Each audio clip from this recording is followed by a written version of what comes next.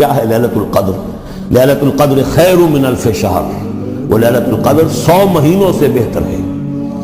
تنزل الملائکۃ والروح، ہر سال میں جو کچھ ہونا ہوتا ہے اس کے فیصلے ہو جاتے ہیں۔ فیہا یفرق کل امر حکیم، اس شب میں سب فیصلے ہو جاتے ہیں، اگلے سال کیا کچھ ہونا ہے، اور وہ فرشتوں کے حوالے کر دیے جاتے ہیں۔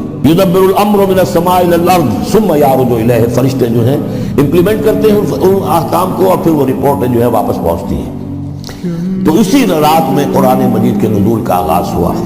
تنزل الملائکۃ والروح فیہا باذن ربہم، اپنے رب کے حکم سے، من کل امر، ہر امر، جو سارے فیصلے ہو چکے ہوتے ہیں آئندہ سال کے، ان کے بارے میں جو ہے ان کو احکام دے دیے گئے ہوتے ہیں۔ فیہا یفرق کل امر حکیم، یہ ہم وہاں پڑھ چکے ہیں۔ سلام، اور یہ رات جو ہے اللہ تعالیٰ نے پھر اس کی برکات ایسی رکھی ہیں کہ اگر اس میں کوئی شخص جو ہے اللہ کا خاص طور پر عبادت گزار بندہ جو ہے اس سے دعا کرے تو اللہ تعالیٰ اس دعا کو